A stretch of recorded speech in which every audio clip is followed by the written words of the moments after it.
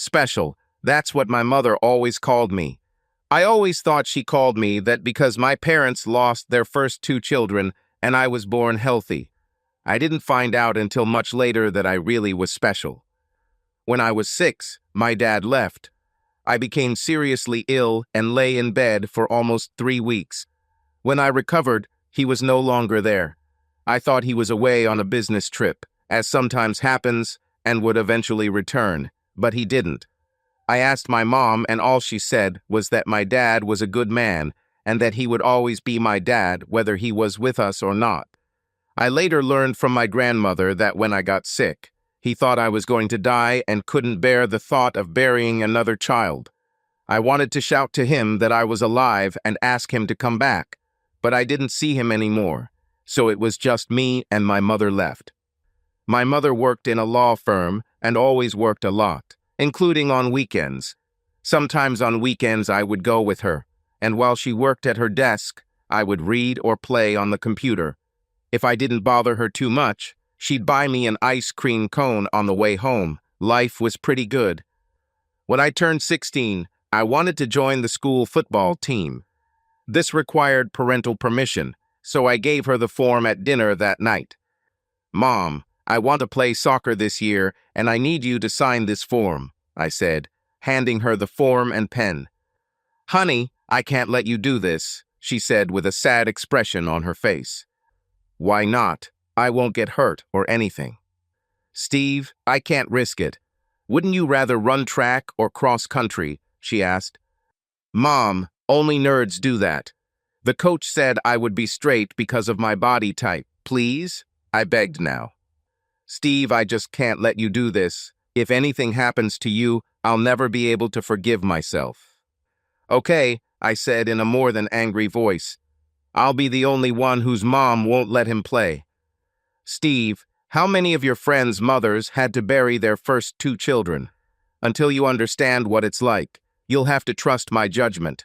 When you turn 18 and want to jump off a cliff, I won't stand in your way. But until then, you will have to obey my rules." I got angry and ran out of the kitchen. I'm not a child anymore. She won't be able to babysit me for the rest of her life, I thought to myself. Okay, I was angry, but an hour later I was standing in front of her and apologizing for being a jerk. "Sorry, Mom, but I really wanted to try out for the national team." "I know, but I think it's time to talk a little." "Mom, if it's about sex, then leave it. I know almost everything I need to know," I said, feeling more than a little embarrassed. "Oh, yes. Well, that's not what I wanted to talk about, but since you brought it up." I stopped her by saying we could always talk about it later and was relieved that she didn't press the issue. What teenage boy wants to talk about sex with his mother? I wanted to say that you are special, very special. "Yes, I know. You always tell me that I'm special." "But Steve, I never told you why," my mother said, holding my hand. "You see, I was told that you are 1 in 10 million. You have a slightly different genetic structure and a rare blood type. Something to do with the Rh factor, but I'm not 100% sure what it is. You know, if you were injured and needed a blood transfusion, that could be a problem. And, God forbid, if you needed a transplant, this probably wouldn't happen. Am I a freak?" "Oh no, honey, I'm not saying that. I'm just saying that you have a rare blood type that fights germs a little better than most blood types. Steve, I'm not a doctor, but as it was explained to me many years ago, your blood tends to kill the host, which essentially is you. This is what killed my first two children. That's why your father and I decided not to have any more children. Your father was furious when I accidentally became pregnant with you. He didn't want to go through all that suffering again, but you beat the odds. However, when you were younger and sick, I think he thought you were going to die and just left. I don't blame him for leaving. He was a good man, but I think he just reached his limit. I tried to contact him when you were feeling better, but he just disappeared. So you're saying that I'm going to die?" "No, dear, the older you get, the stronger your body becomes. There are 3 types of blood in yours, and it's something like blood type O. It can be used when the other 2 groups require transfusion." Look, I don't understand all of this, but when you turn 18, they want you to do a case study and also for you to store your blood in case you ever need it. It was a lot to take in at once. At least now I know why she didn't let me play football. I think after that conversation I became a little paranoid. Even the shaved cut made my heart race. At that moment I didn't even want to run cross-country, but my mother insisted. Steve, you'll drive yourself crazy worrying about this. You are in the hands of God, and if He wants to take you away, there is nothing you and I can do about it. So I ran, and I ran as fast as I could so that God wouldn't catch me. There was no way my mother could send me to college. We simply didn't have the money. Although my grades were good, they were not high enough to receive a scholarship. However, I received a need-based scholarship, and since I never let God catch me, I received a partial scholarship. Hell, I could have had enough if I was careful. In the first semester, I enjoyed student life too much, and my grades showed it. Mom didn't say a word. She didn't have to. I saw it on her face. I pulled myself together and started doing what I should have done from the beginning. The competition was much more difficult than in high school, and instead of 35 students in my class, there were now 135, but I persisted. This is what I like to see, she said, looking at my next grades. A 3.5 GPA for the semester was good, but I needed to work even harder because of the 2 I got in my first semester. This is how the first year and half of the second passed. When I came home for Christmas break, my mother took me to the research center. Mr. Kemp, we are glad you could come, the director told us. Why don't I give you a tour, and then we can sit down and talk? The room was white, stainless steel and sterile. Everyone was wearing lab coats, and no one seemed to be smiling. Well, what do you think? About what? I asked, a little embarrassed. About our facility and joining our research program. I'm not sure I want to be your lab rat, I said. I don't really like needles, and all this attention around me would probably drive me crazy. I tried to be polite. No problem, but I would suggest you donate a pint of blood about every 2 or 3 months. If you ever need surgery, having your own blood is a big advantage. I say the same thing to the other 2. You mean you have others here? Yes, the other 2 are in the program. They come in every 6 months for checkups, and we do several tests. It's free, and they are well compensated for their time. Linda lives here in New York and Richie studies in Chicago, but lives in India. If you want to meet them, they will be here tomorrow. Maybe I'll come back tomorrow. What time? Steve, why don't you come over, say, around 11:30. By then, they will have finished their tests, and you will have plenty of time to talk to them. I guessed I wasn't the only freak. They were having lunch when I arrived. Richie was about 24 years old.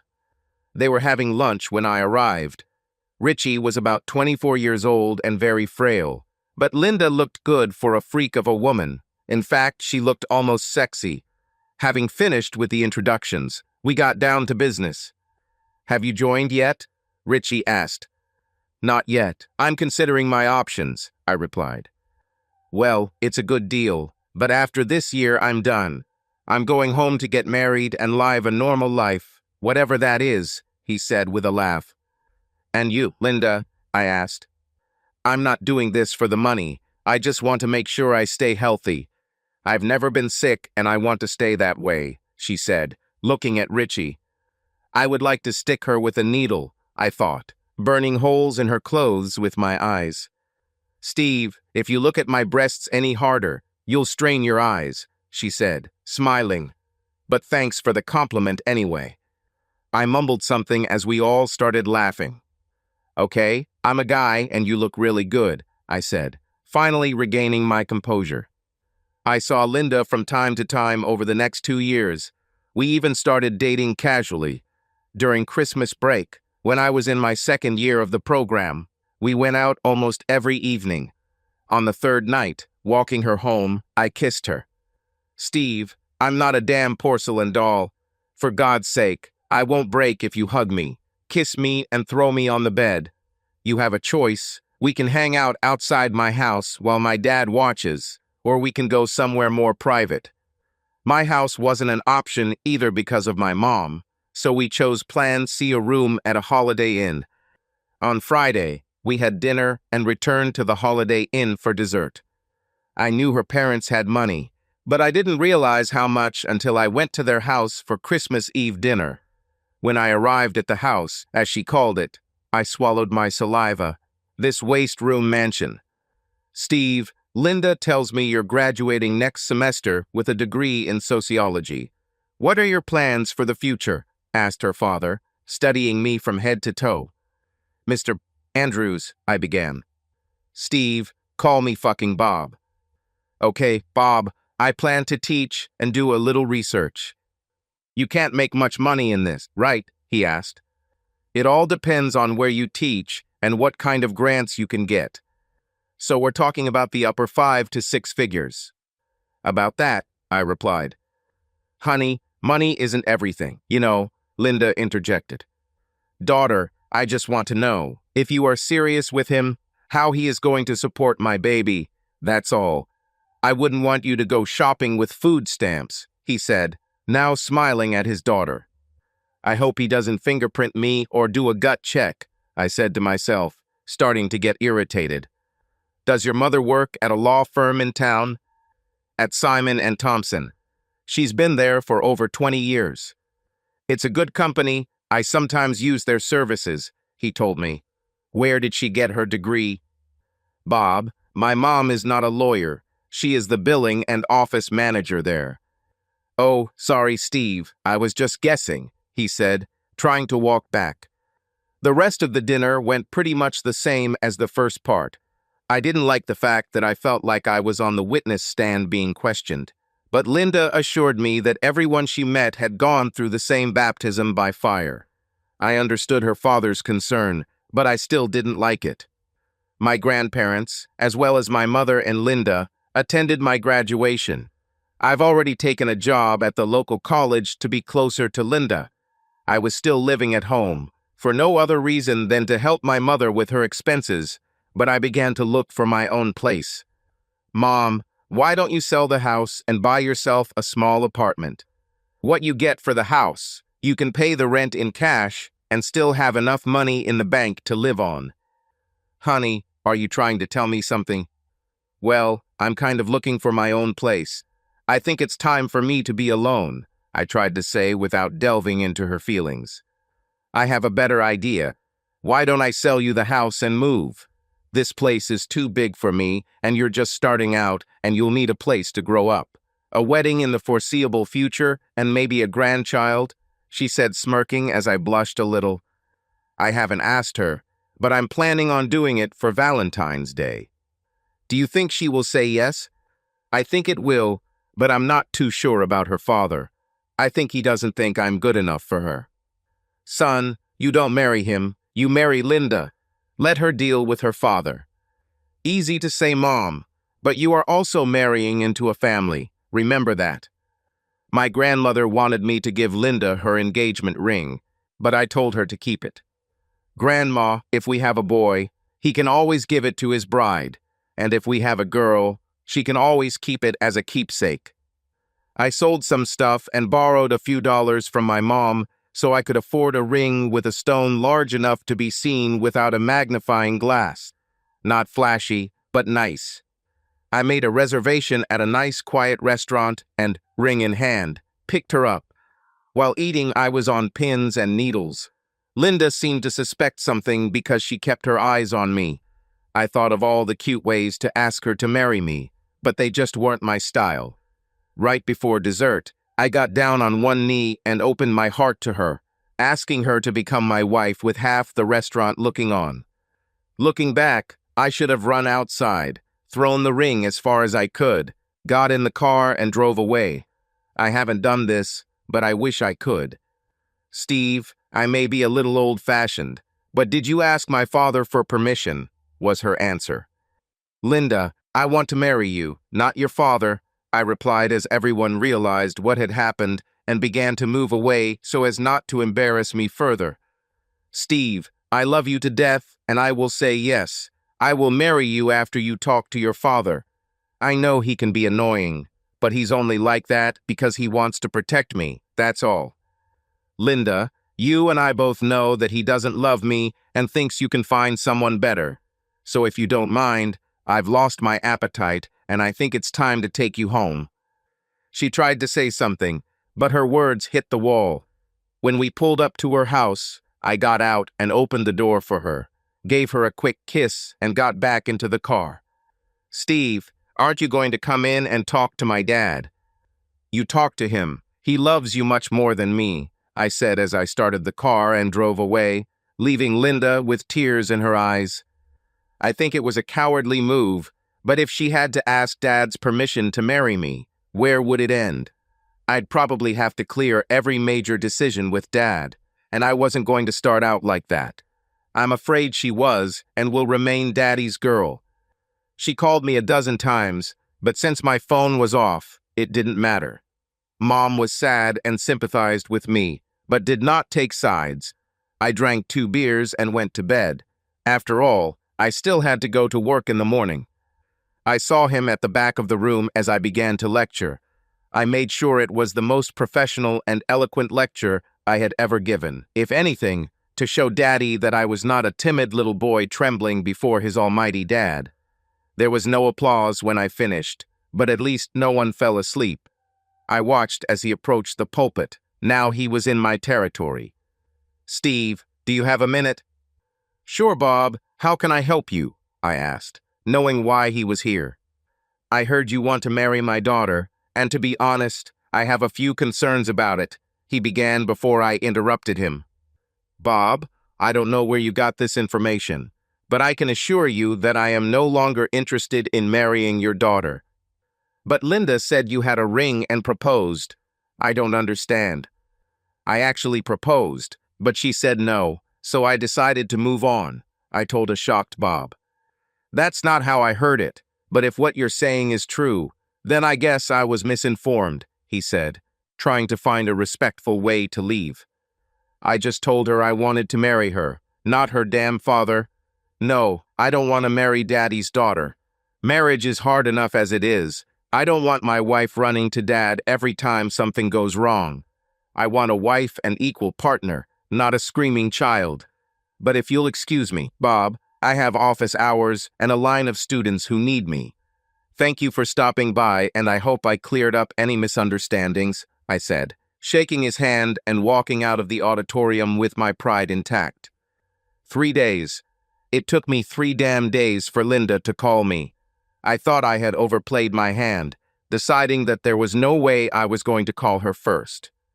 You weren't going to call, were you? Linda asked. No. Why? You have made your position quite clear, and so have I, it seems to me. So what else can we talk about? I said to an irritated Linda. Do you not love me anymore? Linda, I never said that. I love you to death. Do you think I often get down on my knees with a ring in my hand in front of every girl I meet?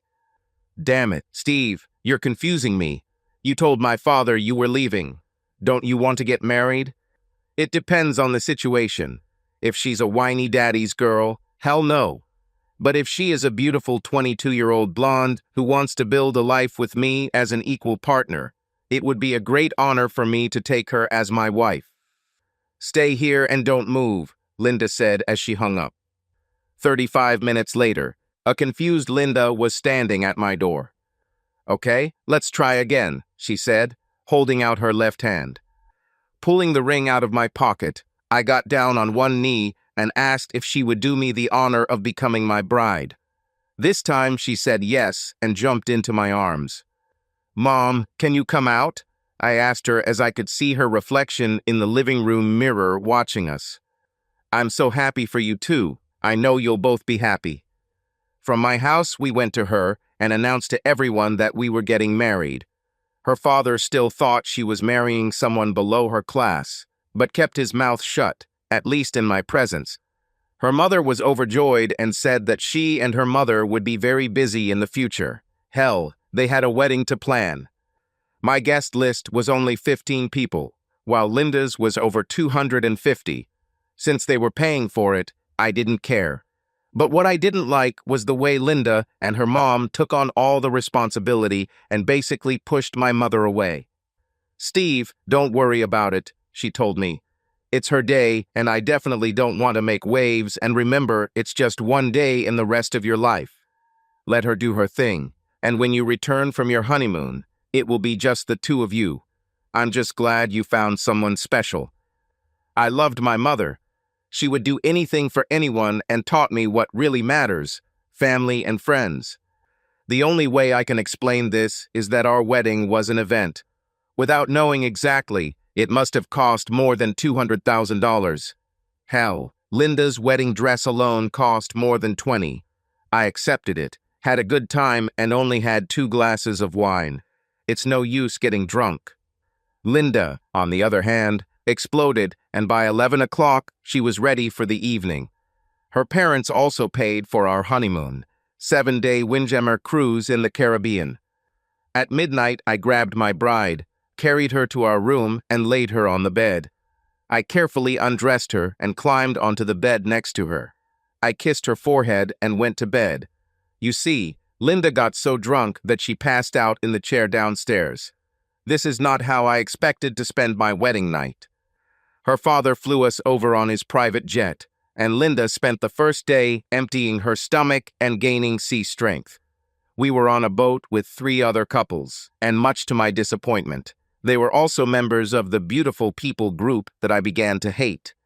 If you have a lot of money, just don't throw it in my face. They were all tanned and beautiful, and the women on deck wore almost nothing. "Linda, I don't want you walking around naked around everyone. I just don't want to come back with tan lines. That's all. What do you think will happen? You think I'm going to grab a couple of guys and poke their eyes out? Relax, will you? You're the only man who's going to get any of this," she said, placing her hands on her hips. "And if you're really good, maybe tonight we can hang out on the deck under the stars when everyone is asleep," she said, kissing me, and we did that night. But I swear to God, I think I saw a couple of the crew members watching us. I was glad when the cruise ended. Last night, I almost lost control. Robert was dancing with my wife, and everyone was drunk as hell. We snacked on fruit, drank rum cocktails, and had a good time. Cal, one of the other husbands, suggested something that was beyond reason, and I couldn't stand it. A small scuffle ensued, and the crew had to separate us. I grabbed Linda and headed to our cabin, the steam billowing away from me. After I slammed the door, I came face to face with her. Bob apologized the next morning and said he was wrong. "From all the sounds last night, it looks like you two have made up. You have a hot woman, but if I were you, I'd keep her on a short leash," he said, slapping me on the shoulder. I was glad to return home, and now that we had rented a studio apartment, we were husband and wife. I like this phrase, husband and wife. I was happy, she was happy, and if her father had not interfered with our marriage, we would have remained that way, but he just couldn't let go. I tried not to say anything, but it was difficult. A new car and pocket money under the table caused some miscellaneous glazour, but a year later, when we had a Miss and Linda got pregnant, I almost lost it. Nothing was enough for his little girl. We got a new apartment with no less than 3 bedrooms, children's furniture and clothes, and even more clothes for Linda when she outgrew what she had. Hell, I was happy at work, and sometimes I was afraid to go home and see what new thing was waiting for me. Relax, Steve. Take a deep breath and relax. You know, boba. Just be glad you don't have twins, she said with a laugh. My mother always knew what to say. Joanna, named after her grandmother, was born with 10 fingers and toes and was healthy. We all knew there would be problems, but Linda had the best treatment money could buy. The first year I held my breath, and from then on she became a daddy's girl. Don't get me wrong, Linda loved her baby, but she didn't want to be bothered by all that motherhood bullshit. We had a nanny. One showed up one morning, and I thought we would become a family, but that didn't happen. Her family or their friends always got together. I loved my job, but the hours weren't 8 to 5, and I often found myself working at home outside of class. "Honey, why don't you go without me? I'll stay here with Annie, as I now call her, and do my work," I told her. "You are sure?" "Go, have fun, my love. We will both have a good time here," I said, kissing her. "Keep the bed warm for me, and I'll be back early." And she has always been like this. We had a great sex life. I had a fantastic job and a family that most men would kill for. I had it all. However, I soon found myself missing many events, and after a while Linda stopped asking me to go with her, and if I really wanted to go, she sometimes tried to dissuade me. All the rich, powerful, and beautiful people have always been there. Husbands worked, wives went to the spa or shopping, and I had nothing in common with any of them except Linda. Her father was always introducing her to his new acquaintance or friend, and I was always standing in the corner, trying to start a conversation with this or that person. Mom finally sold her house and moved into a small apartment. She picked Annie up one day a week and apparently developed a relationship with her. My mother loved this little girl very much. "Darling, would you be very upset if I went with Dad for 3 days on a walk?" His friend had just bought a new boat and invited him for a test run. Mom doesn't want to go, so he asked me to accompany him. "This is only for 3 days, please." "Wow, 3 days without you in my bed," I said, rubbing my chin. "Let's do the math. 3 times 2 equals 6. I think we still have time to save up a few extra sessions if we start now," I said. I chased her to the bedroom. Like I said, I loved my girlfriend to death. The next week she left, came back, and life continued as usual, or so it seemed to me. The parties and meetings continued, and as I contemplated the possibility of pursuing a PhD, I kept myself busy, especially when Annie needed me. Mom was the first to notice the changes. "Linda has been away a lot lately. Are you okay?" "Everything is fine. I have her, Annie, and my work to keep me busy." "You're probably right. I'm just a worried mom, that's all." At the next party, Linda didn't even mention her until she was walking out the door. "I'll be back before midnight," she said, blowing me a kiss. "Where will it be?" I asked. "Randy and Peg's, you know," she replied. "Don't work too hard." Hell, I didn't have much to do anyway, so I decided to surprise her and meet her there. I left Annie with my mom and headed to the party. I walked in and, drink in hand, started looking for Linda.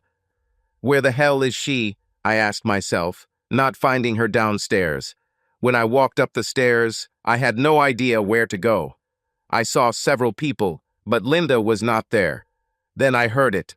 It wasn't loud, more like a muffled whisper, but I immediately knew what it was. The sound came from a room 2 doors to the left in the corridor. I tried to turn the doorknob, but it was locked. I probably shouldn't have knocked on the door, but I wanted to get in, and right now. A small crowd gathered as I screamed at Linda to fucking open the door. I waited, but didn't hear anything. Having pushed everyone aside, I almost ran downstairs. With shaking hands, I started the car and tried to drive away. Randy came out and tried to stop me, but I told him that if he didn't move, I would run him over. "Randy, can you do me a favor and please tell my cheating wife not to come home today? With the mood I'm in right now, I shouldn't be talking to her." With these words, I left. I took Annie and, as upset as I was, I didn't tell my mom anything. There was no point in upsetting her either. My phone rang until I threw it out the car window. I saw him bounce twice before being run over by another car. With Annie in bed, I just sat in the dark. I didn't understand how, why, or how long it probably went on. Only that I can't stand it. What real man could? Linda arrived the next morning. I was still sitting in the same chair as last night, and by the looks of it, Linda was awake too. "He was so good that you were ready to ruin your marriage for him.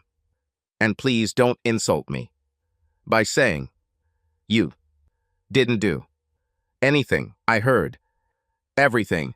You probably should have used a pillow this time. I told her. Steve, it just happened, she began. Did it just happen? Define what you mean by this. You just happened to be upstairs. You just accidentally walked into his room. I understand how this could just happen by accident, I said, already very irritated. I'm so sorry, Steve. Please, darling, it was just this one time. We can get over it, can't we? She said, starting to cry. Bullshit. How stupid do you think I am? Linda, I looked at her in surprise. It wasn't the first time. It was just the first time you got caught. You love him? I hope so, because after what you did, you definitely can't love me. Please, Linda, just go away. Get out of my sight. You make me sick. She rushed to the door and left, leaving me shattered and still wondering why. Annie and I made it through the weekend. I took Annie to my mom and finally gave her the short version of what happened. Well, it was short because I still didn't know all the details. On Tuesday evening, when I returned home with Annie, Linda was already waiting for me. She grabbed her and kissed her hard, telling her how much she missed her, but not about me. Steve, I love you so much. Please let me try to fix this. How? Are you going to give me back my nightmares of the last few nights? Just tell me why. Was I so bad in bed that you needed to find someone better? I just don't understand, I now shouted at her. It has nothing to do with sex. You just don't want to do what I want anymore. I can't sit in this place night after night. I got bored with our life. I wanted more. So, apparently, you needed an affair to spice up your life. At least you weren't bored anymore. Steve, I didn't want to cheat in the first place. It just happened. We got deeper and deeper into it, and that night we finally made it. I am so sorry. Steve, believe it or not, I still want you. I want to go back to the family life I had before all this, she said, now pleading with me. I also wish I loved you more than anyone before, but it will never be the same. You took from me what you can never get back, my pride. I know your father knows, and if he knows, then your whole family knows. If I had to guess, I would say that your father arranged this for you, or at least had a hand in it. At these words, Linda grabbed her mouth and began to cry again. Well, now I have the answer, and you want me to just forget about everything as if nothing happened. Your father drew a line, and you crossed it. I hope you both are happy. Linda left, and if I thought things could get worse, I was wrong. The next day, while I was at work, Linda, or someone else, took all of her and Annie's things out of our apartment. She left, and so did my daughter. At school, I was served with divorce papers and a restraining order. She wasted no time. She was obviously in a lot of pain. I found a lawyer, but they immediately told me that they held all the cards. Steve, you will never get custody, and they are not even asking for alimony or maintenance. Make the best visiting agreement and stick to it. If you resist, they have the money and power to hurt you. To hell with it. I'm tired of Dad always getting his way. Get shared custody. What else can he do to me? Okay, I was naive and perhaps a little stubborn. When I rejected her first offer, the blow came hard. I was accused of sexual harassment and fired from my teaching job. I was not given any process, just removed from my position. I'll go to the clue, I told the college president. Let's see, Bob called the supporters club. They called you. You paid a needy student to say I did something, and I was fired in just 3 days. They'll love it. Steve, I'm not saying yes or no, but what will it take for you to disappear? He asked me. 500,000, a clean work record, and you'll never hear from me again. We don't have that kind of money. I didn't say you have them. Just call your friend Bob and pass on my offer to him. Also tell him that I will refuse shared custody, but will insist on unsupervised visitation. Don't worry, he'll agree. He loves to win. I got my money and could see Annie 1 weekend a month. I moved out of my apartment and moved into a small apartment in the same building as my mother. Life essentially sucked. Over the next 5 years, they did everything they could to brainwash Annie against me. I was the reason for the breakup, and they spoiled her to the point where she became a younger version of Linda. As for Linda, she ended up marrying Don, the same bastard I caught her with that night. He was 10 years older than her, and she found that he was even less sociable than I was. Weekends with Annie got so bad that I stopped picking her up. My mom still sent her holiday cards, but she basically disowned me. Then, 2 years later, I got my comeuppance. They were all in a terrible car accident. No one died, but everyone was badly maimed. Mom went to the hospital, but was made to feel unwelcome. She didn't do anything bad to them and was only trying to be a good grandmother to Annie. A man can be wearing an Armani suit, but underneath he'll still be a jerk. Steve, doctor. Ryan from the research facility. I know we haven't talked in a while, but I have a serious problem and I need your help. To a person with yours, the disease urgently requires a liver transplant, and you are our last hope, he told me. Have you tried Richie? I asked. He refused, even despite a large cash offer. It's a risky operation, and he believes he could put his family in danger if he dies. Like he said, money isn't everything. How much are they offering? I asked. $5 million in advance. Wow, that's a lot of money. So will you agree? I wouldn't say yes. Who is the patient? They want to remain anonymous, you know. I certainly understand. Doc, I'm sorry, but I'm just not interested. Steve, you are our last hope at the moment, he insisted, trying to influence me and make me feel guilty. Sorry, Doc, but you'll have to find someone else, I said, hanging up while he was still begging me. 24 hours later, Plan B emerged. Linda's mother, Anne, came. I wasn't even going to open the door, but at least she had been polite to me in the past. Steve, you look good.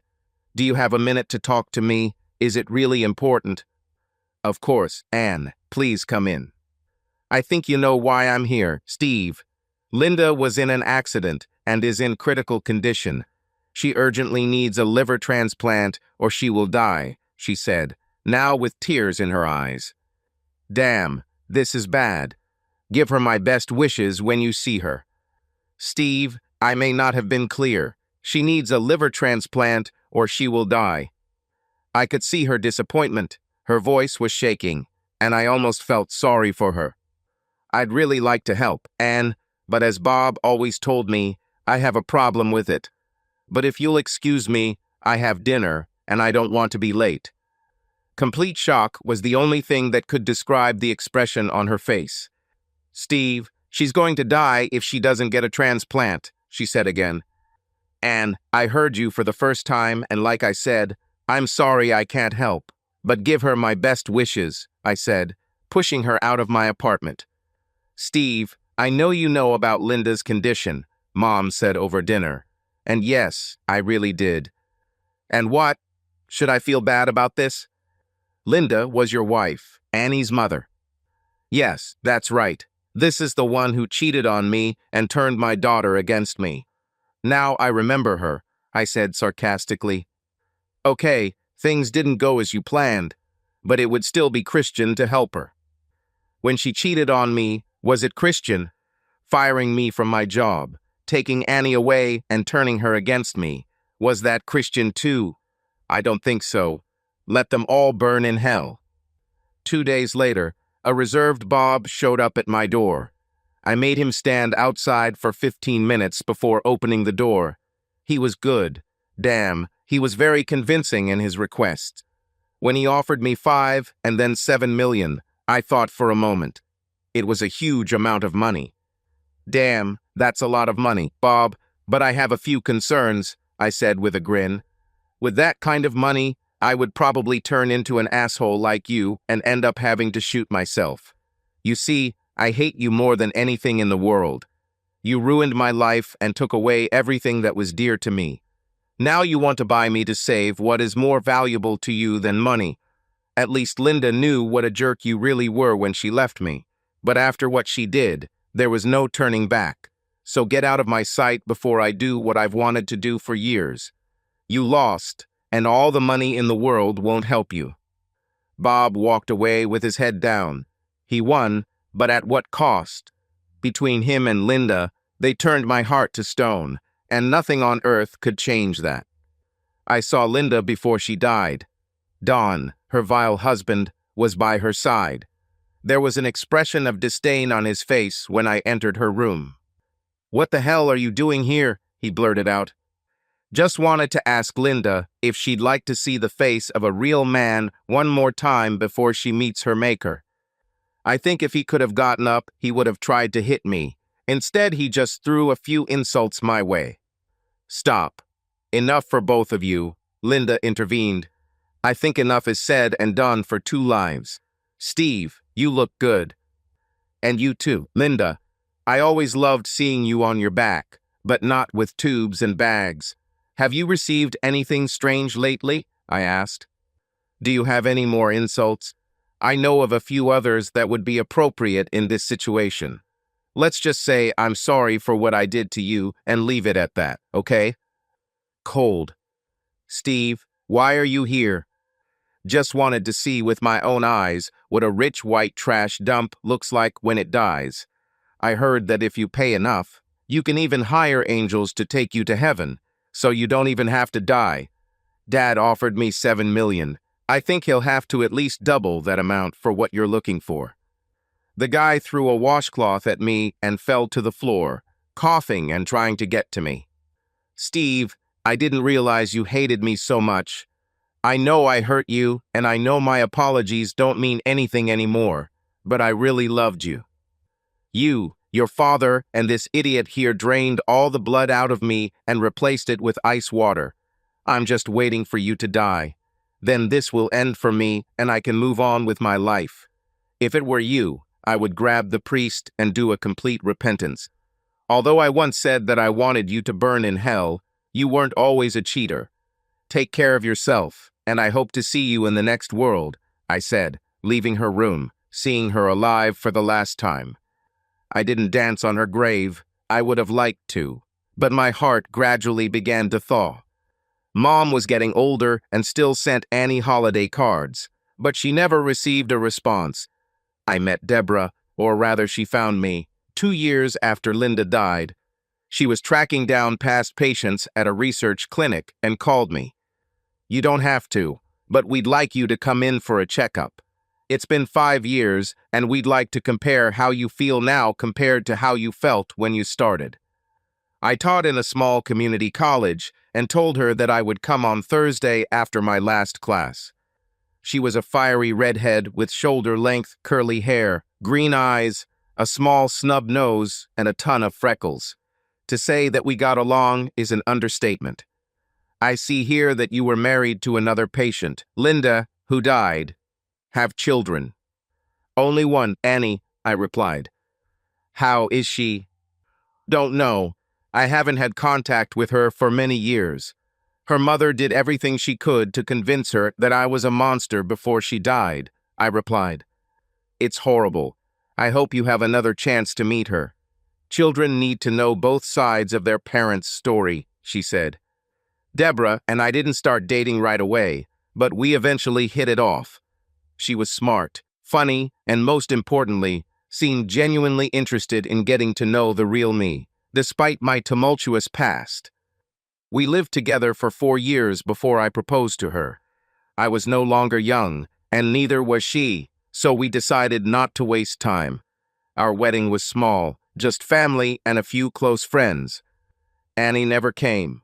I sent her an invitation, but it came back marked recipient unknown.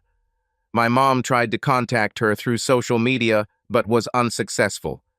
Deborah said to me one day as we sat on the porch watching the sunset, "Maybe Annie isn't ready to forgive you, Steve, but that doesn't mean you shouldn't forgive yourself and move on with your life. You deserve to be happy, despite everything that has happened."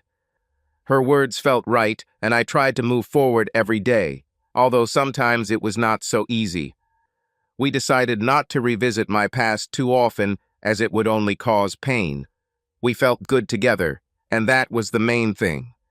Over time, I have found peace in simply living in the moment, enjoying moments with Deborah and appreciating the quiet simplicity of our days. We often walked, gardened, and sometimes met friends for dinner. Life was calm, and that was all we needed. Even though Annie was a missing part of my life, I tried not to focus on the loss. My mother died a couple of years after we got married, and it was hard, but her legacy of love for life and forgiveness stayed with me. I often thought of her when I saw the sunset turn the sky fiery colors outside our house. Deborah supported me, and her unfailing love and understanding helped me come to terms with my past wounds. Although the burden of past mistakes weighed heavily on me at times, I learned to see them as lessons and not just sadness. We discussed the possibility of adoption, since Deborah knew that I always wanted a big family. This prospect seemed attractive to both of us. She saw children as an opportunity to give something good to the world, and I shared her views. Life offered me a second chance at happiness, and I decided to take full advantage of it. Memories of past difficulties became less painful, and I learned to appreciate every day spent with my loved one by my side. As difficult as the path was, it led me to a place where I could be myself without fear of judgment or judgment. Deborah and I were able to build a life that was full of love, understanding, and most importantly, reconciliation. By learning to let go of the past and appreciate the present, I have found true peace that once seemed unattainable. This new chapter in my life has been filled with opportunities for growth and change, and I'm glad I was able to live it. Subscribe to our channel so that your second chaff doesn't cheat on you, and go ahead and listen to the next story, because this story is nothing compared to the next one. If you're under 18, don't even think about listening to the next one.